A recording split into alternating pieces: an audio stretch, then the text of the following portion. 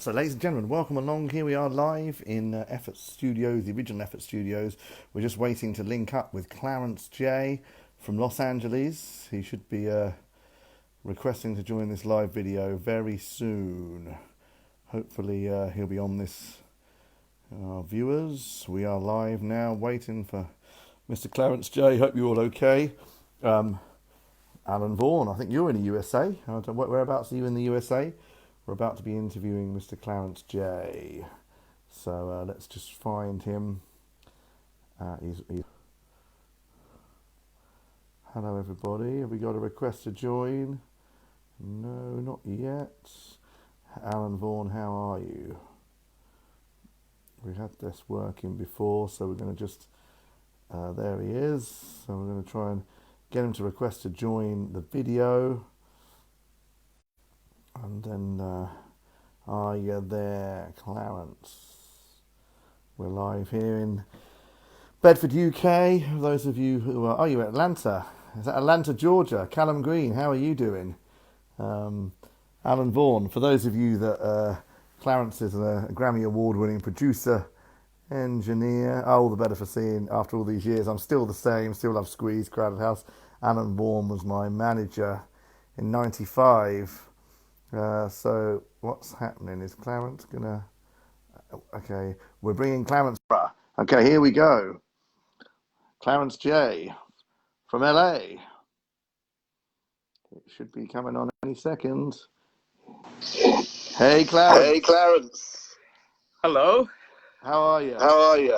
Good, buddy. How are you?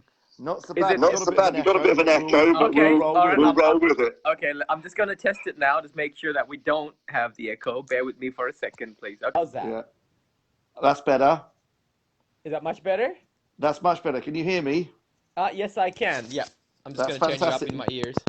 That's brilliant. Well, everybody watching in the UK and all over the world, this is the celebrated producer, songwriter, fellow lover of vintage synths, Mr. Clarence J. Welcome along. How are you doing? How is the lockdown treating you in Los Angeles? Well, it's a pleasure to be talking to you, Matt, and finally, well, I should probably introduce you as well a little bit, huh? Yeah. Well, you are the ultimate vintage guy and a musician extraordinary because you play just about everything. I'll have a go, yeah. And it's great to have your friendship. So Well, and you, sir, as well. And it's great. This is the great thing about technology and been into gear and forums. It brings people together, and you get to meet people who you would never meet necessarily. So it's fate. So yeah. So how are you? How's life? First of all, before we get into what you've been doing with your career and music, are you okay over there? Is everything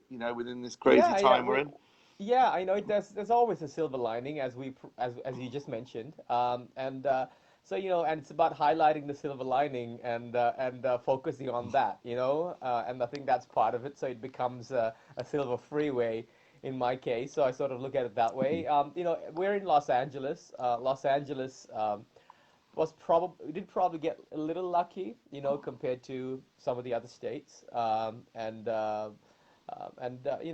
we've been on lockdown for almost since I think almost 2 months now, right? Maybe. Yeah, just a little start under. of March. The start of Yeah, March, wasn't it? Pretty much. yeah. So it's what it is. I think the whole world's experiencing it, and we just have to hopefully get through it and come back strong. I mean, that's the optimism is the key, right? So It is. That's exactly how I'm trying to view the whole lockdown, and certainly sort of meeting friends and existing friends, trying to sort of celebrate all that's great about being alive and doing what we do and what anybody does, really, whatever your passion. Passion is fashion. passion is fashion. I like that, Passion man. is You fashion. gotta write a song. Yeah, it is. Passion is fashion. So, Yeah. Clarence J, take us back tell us a bit about your journey, where it started for you, and what were your influences? Because I would love to hear, and I know some of the people watching would too. So. Absolutely. So my where it started, wow, man. So I was born in a place called Sri Lanka. You probably know of Yeah. Ceylon, Sri Lanka. So a lot of I think Sri Lankan people live in England, right? So I think so. Yeah, there is. yeah, You yeah. have. As a bit of so formerly British colony. Yeah, I was born there, we left to Australia when I was, I believe, around 9, uh, and moved to Australia for, I guess, a different life. There were some conflicts in Sri Lanka and stuff. But in Sri Lanka, my mom, she's a pianist, so she's a classically trained pianist. Oh So yeah. I started piano when I Trinity College of London, in fact. So that was her qualification. So I started piano when I was, I think, maybe 4, 4 and a half. I had no idea what I was doing, and she got me involved, and then I was like, oh, this is cool. Then I figured out how to learn, play songs, just using my ear.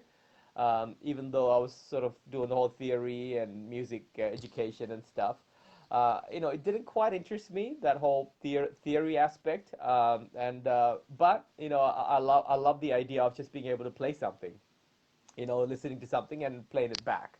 Yeah, picking So it up, playing by ear, just picking it up, hearing the it, song, and going, I got it. exactly. Yeah, Yeah, got it. You know where the one is, you know where the five is, and you know where the six is, and you go, oh, that's how yeah, it works.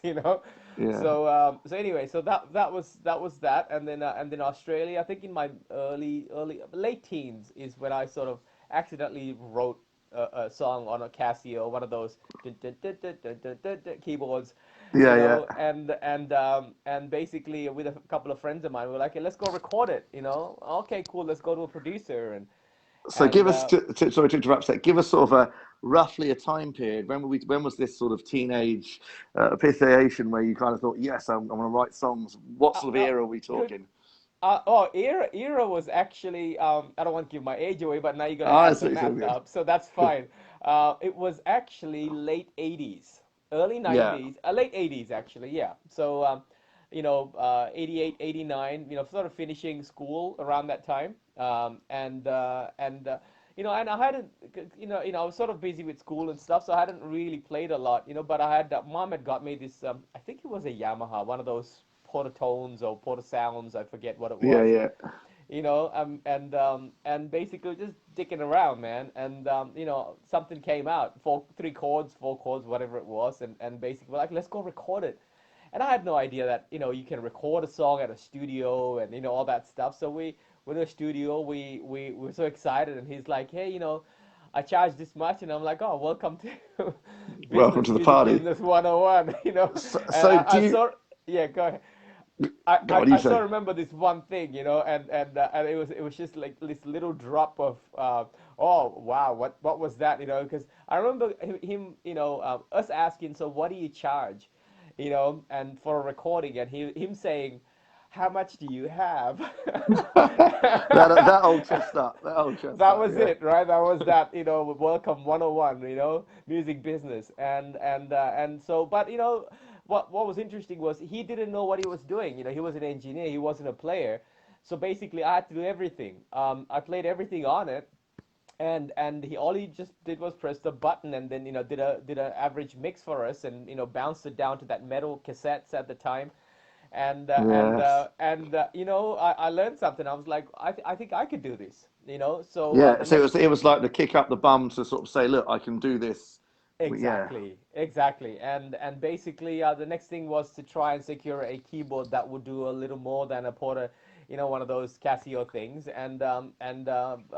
My parents got me I believe a Yamaha. I forget what it was. PSR oh yeah, 530 the or what? PSR range, a Yeah, remember celebrated those? range from the time. Yes, of Yeah, course. with one of those MDF data filers, so basically you Yes, could I save know. your Yeah, MIDI information into it. So yeah. that I that mean, was, yeah, another. I mean, we sound like we sort of came up about the same sort of time. sure. Do you remember having your first 4 track or something like that when you Abs first the joy? Tell us about that. The oh, joy of ab recording 4 tracks. that's a great question. So went from the keyboard to knowing, okay, this is how you sequence, I guess, learning to sequence. I got a couple of books out on MIDI, musical instrument digital interface. That's what it stands for. And I was Yeah. like, wow, this is cool. So there's information gets and what information goes and what doesn't.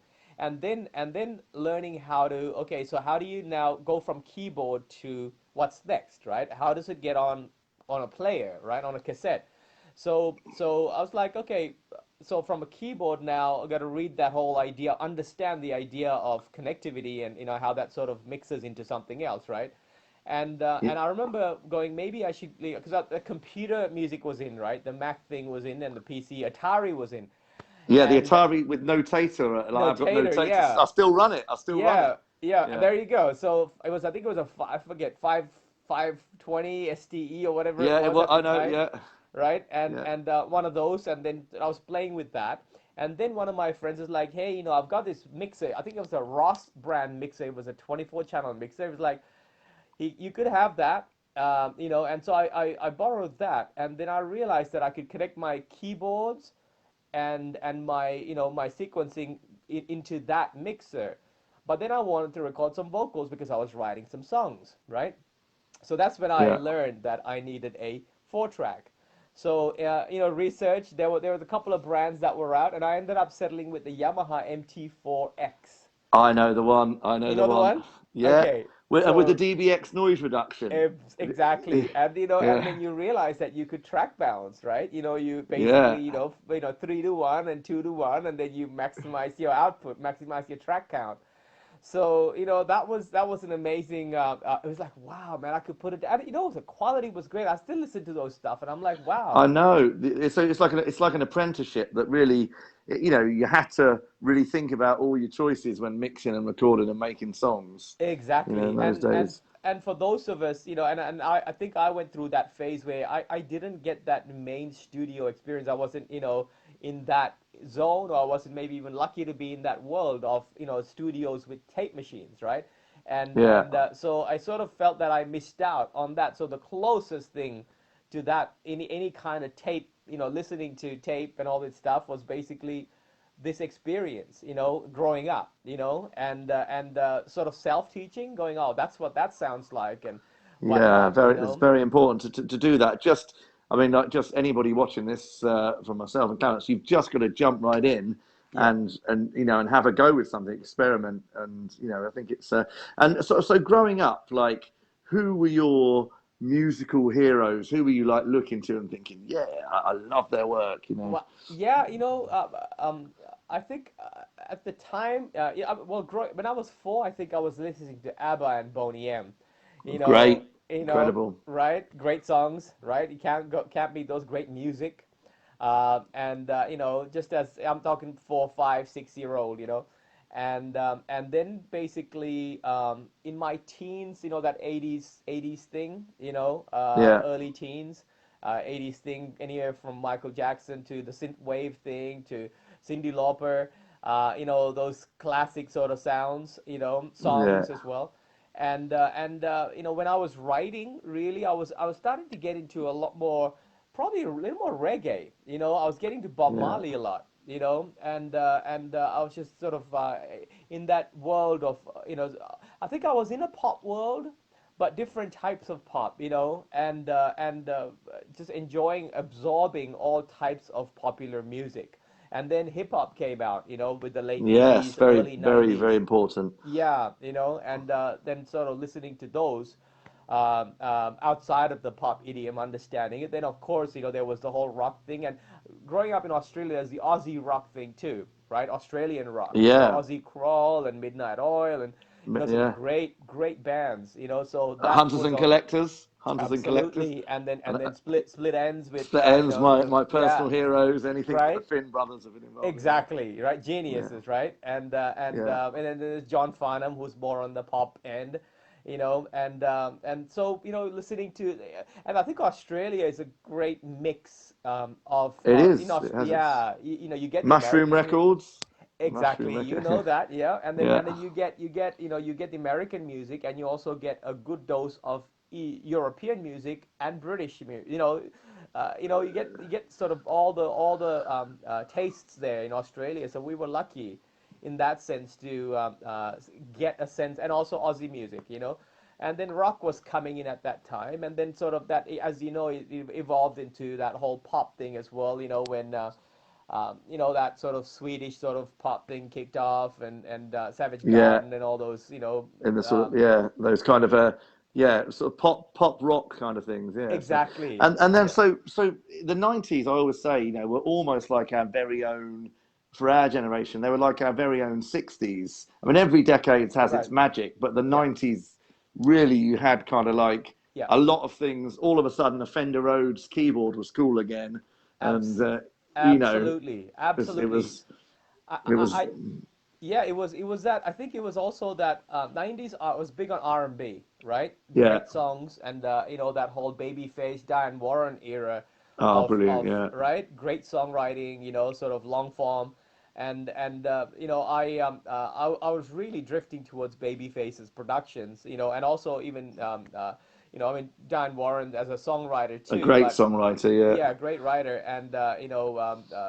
she was working with, I think, her songs were produced by different producers, David Foster, etc. And that electric piano, that sound was big, right, in the '90s, and to me, Babyface sort of took that sound just that another notch, with just sort of tweaking it to make it bellier, and a lot of his records, and that was really appealing to my ear. I was like, wow, where'd you get that? And then I realized, I guess it was that, the Yamaha DX, one that certain tweak of the Yamaha, a certain sound, and Yeah, it gives you the that Yamaha very, DX is it's yeah, there's a couple of people watching actually. One friend of mine called Matt, he loves the DX, so okay, he's a yes, big. so We'll get onto a bit of a geeking out because that for we could sure, for it's great. sure. So obviously you've had quite a bit of success as a producer writer. Tell us about what you've done and what's happened. What do you how did you get into all that? How did you end up in LA? Yeah, so as a writer, I, well, no, I think, well, I like to write first, I think, right? And then I realized that I needed to produce my material to get my writing across. Because as a song, I mean, we obviously value the idea of a song on one instrument, whether it's a guitar or a piano, and a song should shine just based on that, right? Just a Yes, melody, totally. lyric, I agree. right? Just in its basic form.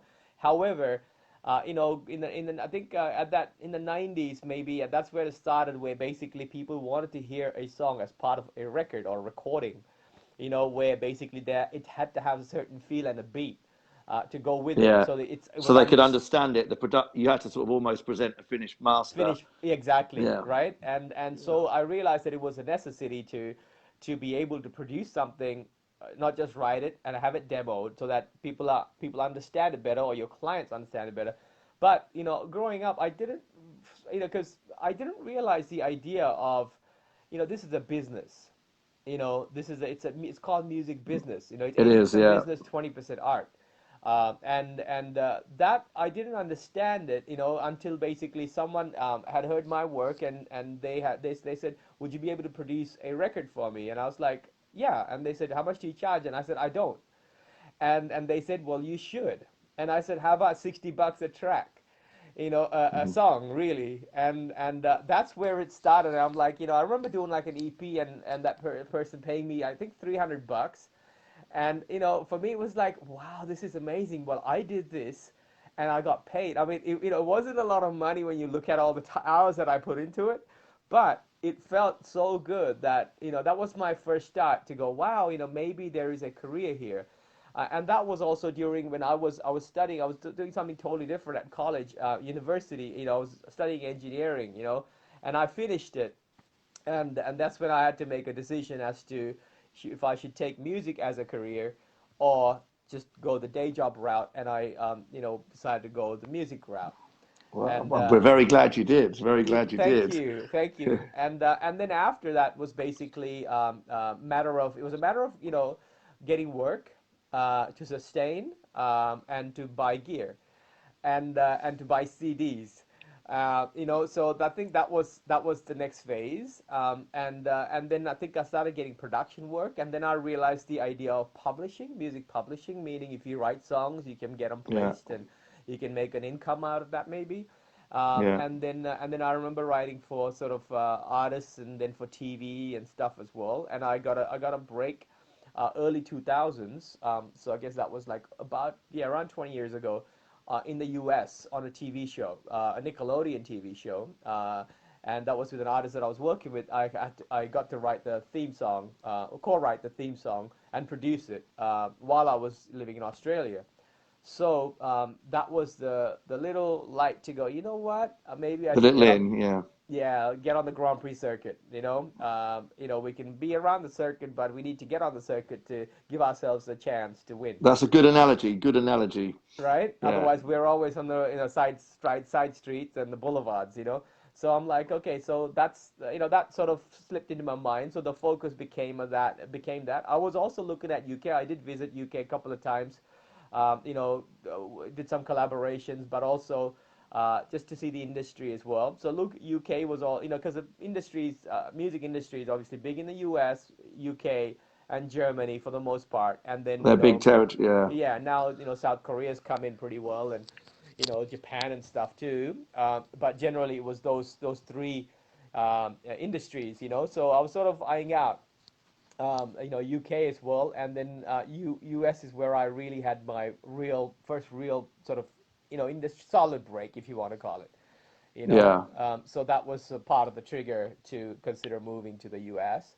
And then since then, moved here, and by that time I'd accumulated a bunch of credits, in Australia as well, and then moved Yeah. here, and then it was a matter of understanding the nature of the business here in LA, and adjusting, and then also building a network, building relationships, and then going from there.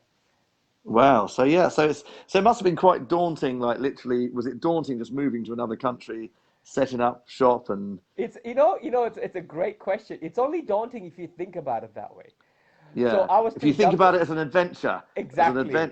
Exactly. And it's almost like I was too dumb and naive to even think at all. Just do, right? Just do. Sometimes you just have to do, not think. You just do. Yeah, just Grab do. the shovel, dig, right? Don't think what's this here going to be a pipe here or a tree here. Just dig. At a Just certain dig. point, you're going to reach the next door, right? So Yeah. I think it was, for subconsciously that was the approach, even though there's obviously, risk calculations and whatever. That's the other side, just analyzing the situation and going, okay, is this, and I gave, honestly, to be honest, I gave myself a 5-year window to see if I could crack it in the US, and if not, consider going back maybe. And, Yeah. I guess I got lucky. So. So we're glad to say that it did go well in the US. So you're there. Are you there in your studio at the moment? Yeah, I am. It's So yes, a little early for my. I I know because usually come in like in the afternoon, so oh, it's bless you. already. It's about, ladies and gentlemen. So it's 8:08 in the 8:08 in the UK. So that Yeah. means it's 12:08 in the US Yes, in it's the in noon. Los It's Angeles. Friday noon, just afternoon. Yeah, and I had a late night. I was supposed to knock off early. Then I stayed up and I was doing some stuff and whatever, and then I woke up a little early, and then I sort of did some work, and then got back to sort of relaxing a bit, and then I'm back in the studio. So now I'm But I pretty mean, this is charged. when inspiration strikes, you've just got to go with it. That's the thing that you've just got to go with it. If you like, I Absolutely. saw you got your OB8 out. If all of a sudden you found a patch, and it's like, yes, I want to Yes. get on that. Yeah, yeah. You want to start immediately using it. At worst case, if I'm super tired, what I do is basically I'd quickly record something on the phone with that patch or whatever Yeah, it is, that's always a right? good one. Yeah. And you revisit if possible. But yeah, I'm in the studio. I could do you a quick That I turn think around we'd, and we'd we would love to see the quick okay, tour of the all right. studio. And so this is, if you're just joining us, this is Clarence J, celebrated LA producer, well, international producer songwriter, who's a fellow vintage gear lover. And we actually met over our love of one thing that needs to mention: the Lin LM1 drum machine, the first digital drum Absolutely. machine. So tell us, just very briefly, we'll geek out a little bit because I know some people watching. Yeah. When did you first come in contact with that, and where did you find one? What was the Oh, story with you that having one? was this was in LA. This was last year. So there was another friend of mine who had one, and he was looking at selling it. So I was like, I'd like to have a just play around with one. That was the LM1 version 3. There was, as you know, there's a Yeah, couple of there's three versions, isn't three there? Yeah, versions, right? So it was a version 3. So he gave it to me, and he was kind enough to just have me play with it for a few days, just to before I committed, right? And but I realized that there were certain things that were just didn't add up. Like for example, the serial number. I'd seen that serial number elsewhere, etc., etc. It just didn't add up. And Yeah. and and I was like, man, I don't, I'm not sure if I want to get this. It just doesn't, it just doesn't feel right. Feels like it's been put together for some reason. And I know there was a phase that apparently there was a phase where people were putting pieces together and making uh, you know picking up parts, etc., etc. When folks are throwing them away at a time. And I'm Yeah. like, I don't want to fall into that if I want to commit so much into something. I want to see, just be patient and get something. If not, I'll settle for the two version. So I'm like, okay, Yeah. let's just wait. And in the meantime, another buddy through someone else found out that someone was selling this. So I got lucky to get 0083 serial number. Wow. So Uh, that's a very it's a late version one slash two. Is it? it's a first, it's the first batch. Yeah, first batch. Yeah. LM11. Yes, sir. Yeah, it's the Wow. first batch, and then basically it's practically mint. And Wow. yeah, I just I wasn't. I mean, I wasn't. It was obviously an investment and a half. So I wasn't ready to go. Was like, wow. And he had a certain price in mind, and I was like, it's what it is, because I know I'm gonna take care of it, and it's probably an appreciating thing, and I'm gonna have fun with it. So here she's. I'm gonna just. She's Wow. not This is here right now. Here, there she is there she is. Can with you the see it? Right? scripted buttons. Yes, sir. Yeah, you Yeah, can that see is. it, Yeah, right? and the red record knob, everyone. Yep, Yes, that's it. Yep, there it there you is. go. Right, and the knobs are here in this one. Okay, Yes. because the knobs you after this version, I think this knob moved over there, right? So Yeah, that's it. Yeah, FYI, so that's the baby right there. there it is. and That yes. I don't use her a lot as much, but I do just for fun, and occasionally I record something or whatever, because I look at everything as just a tool, right? So They are, yeah. you They're all sort yeah. of bits of inspiration and stuff. So what? So that the LM1's just amazing. But what do you run as your main program there? What do you work on? What do you? Yeah, I work with Cubase Pro Uh, 10.5, okay, yeah. and I've been a Cubase user since basically that I got off my Yamaha keyboard and went into Cubase on a Atari slash after that Mac Classic, those Tower Mac things at the I've time. still. Do you know what, Clarence? I've still got a Mac G3 running a Cubase 5.1. And I bet you it's stable as anything, right? Do you know what? Yeah, Up until 2015, so yeah. from 2001 to 2015, I recorded everything on it. It was There we as go. stable as anything. Amazing. Yeah. So so Yeah, so yeah, that was the classic two. I remember classic 2.480 or whatever it was. 4 megs of RAM and 80 megs of hard drive.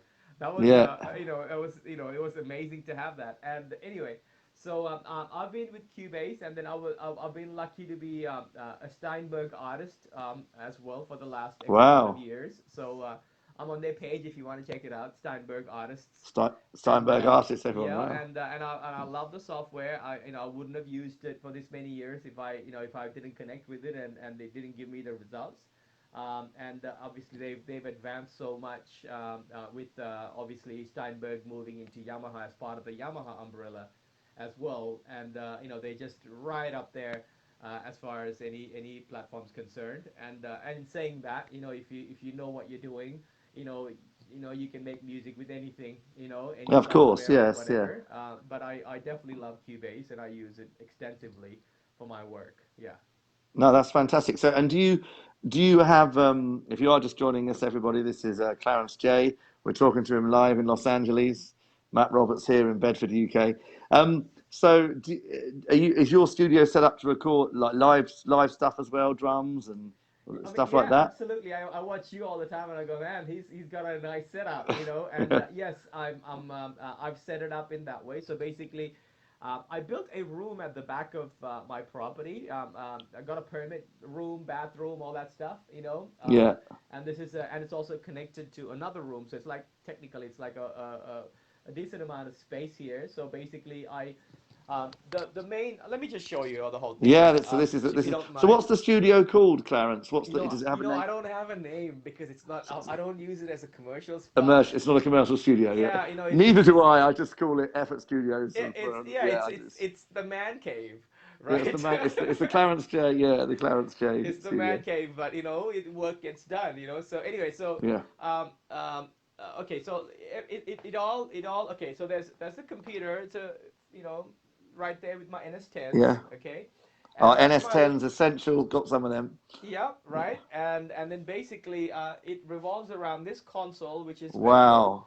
So What's this that? What's the console? Tell it's us about that. actually an RCA console Oh. from RCA Oh. Studio A, New York. I, Okay. I just, I just, oh, I Okay. just imploded.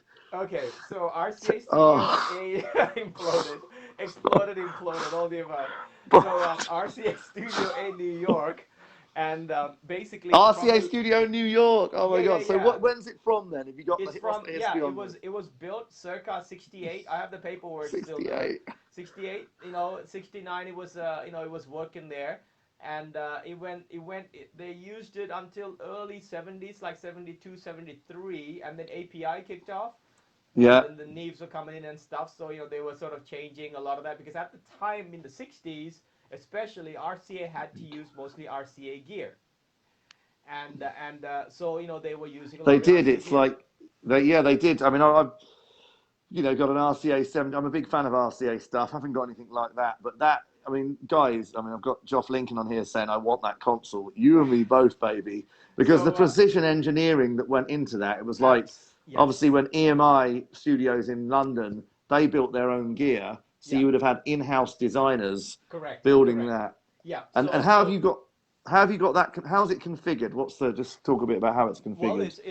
it's 24 channel. It's technically a 32 channel because you can actually change these EQ reverb outs into inputs as well.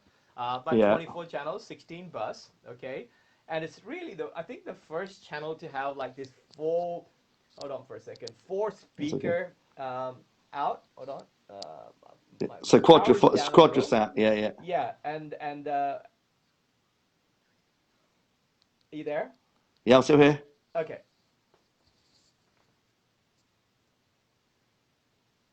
Yeah, I'm still watching. You're still there. I'm still here. Hello, are you still there, Clarence? Yeah, I'm here. Can Yeah, you I can still hear you. Yeah, we're all good. Yeah. is So there a yeah, it was doubling going on? no. I'm all Okay. good. I can hear you. So Okay, anyway, so so it's the first console to. all right, I'll continue. I'm getting a doubling here, but that's okay. I'm getting a nice delay. It's like a cool software. Oh yeah, it's like a latency thing. Yeah, so basically this is a pre-API console. So it has um, basically these Melcore blocks, okay? They're similar to the 2520s. Yeah. Yeah, you hear the latency? A little bit. It's not too bad for Okay, me. okay, cool. So I'll just continue to talk. So and then Melcore was a company that was pre-API, and then it was a solid state, and basically it's the blocks that come with um, um, are you there? Yeah, I'm still here, just Okay, listening. Just okay. listen. So and then API eventually Melco eventually was sort of bought into API, and then so if you in terms of the sound itself, this is probably like 60% like a vintage API, Yeah. then it's added tone to it. It's its own unique tone. And that's what it is. And it's got the EQs, the Melcore EQs. They're sort of famous, Melcore EQs, and you have the Melcore limiters, 6 limiters on this side, the Wow. CL20s, yeah, and it's 1932 Western monitors right there, and and that's it really. I mean, it's fairly Beautiful. simple, So, but it's so you track through that then? You track all your things through yeah. that? So everything goes through it. Even for my pop stuff, my signals go through it. And I've got it hooked up where basically whatever I'm working on is permanently going through that and the hardware at any one time. Yes. Wow.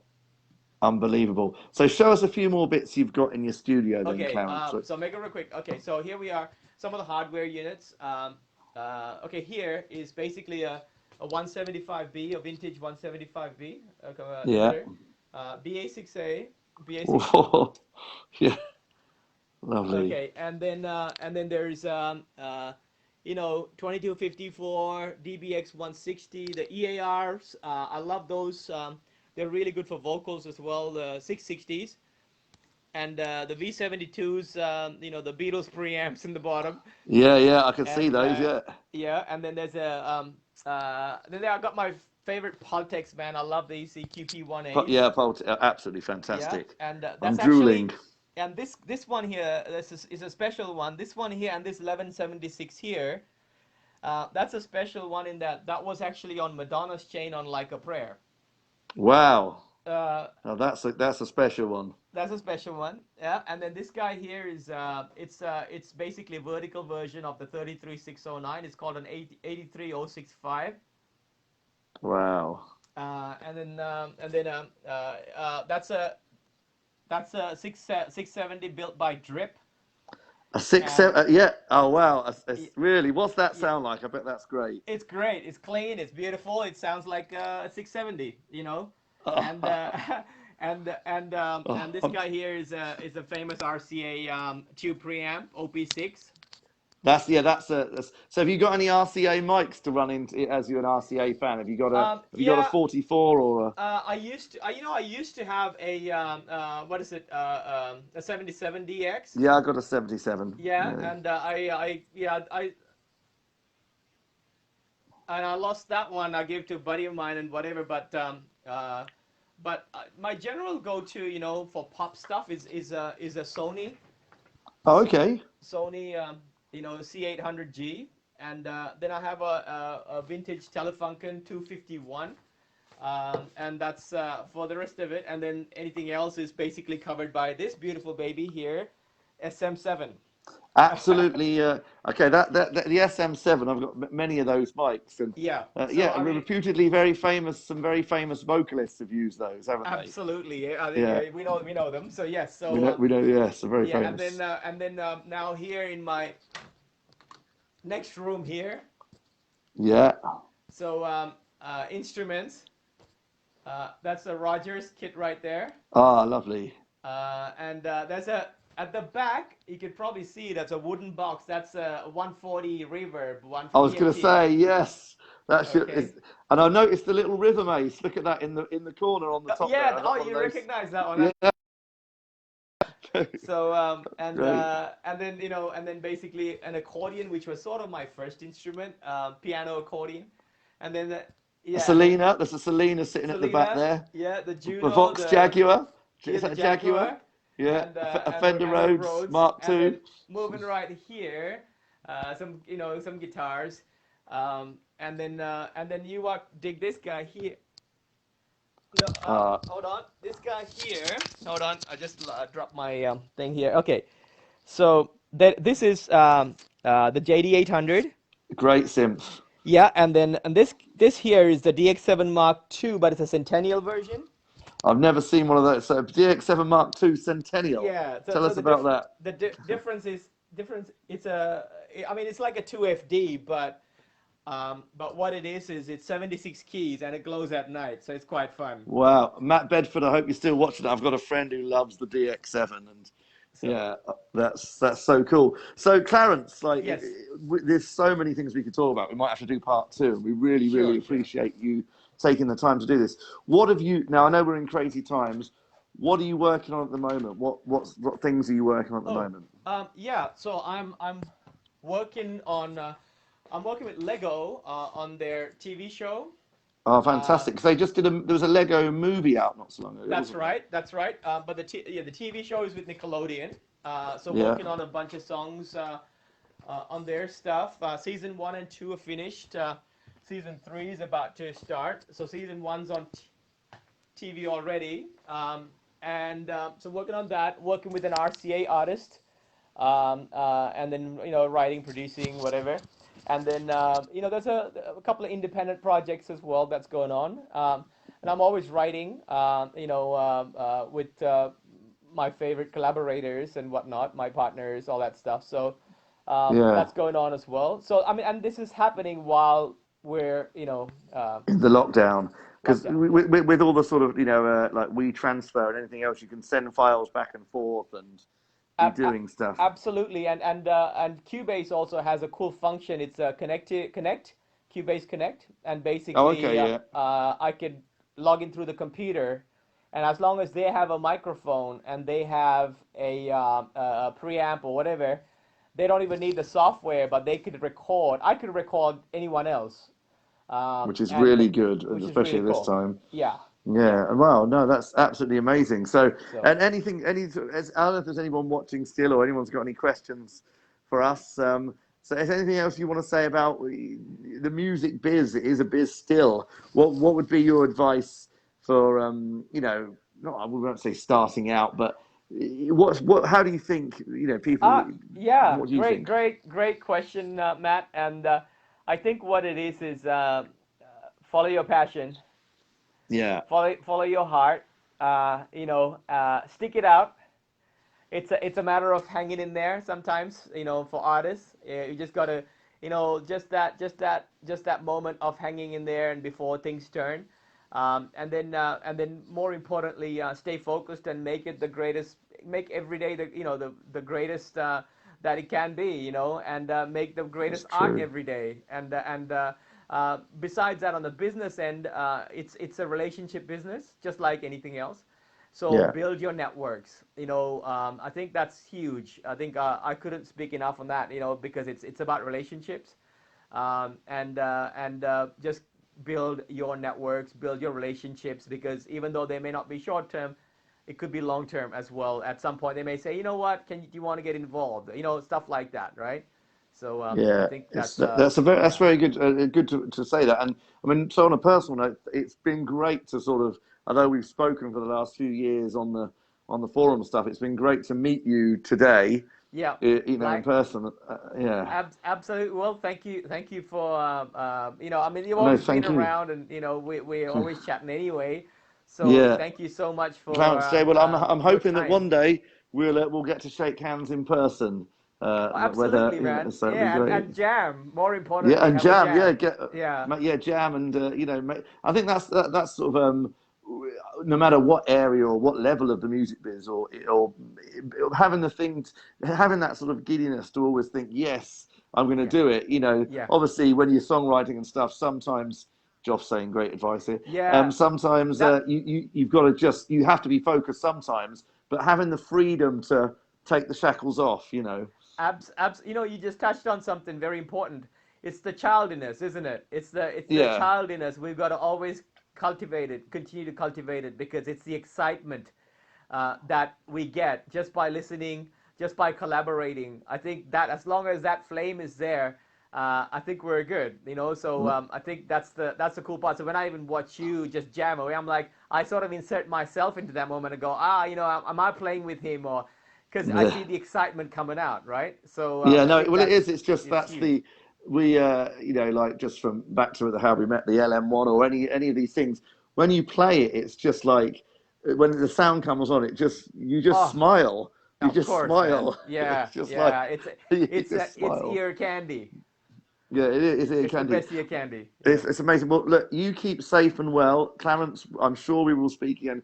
Thank you for taking part on this interview, and everyone watching, please share this. This is Clarence J from LA. Well, He's a yeah, you take care of yourself as well, Matt, yeah, and we'll all come out good after this. So and brilliant, anytime, keep jamming. definitely. And you, sir. Thank you so much, Clarence. Thank See you. you Take soon. care. Bye bye. Bye. Bye bye. Bye.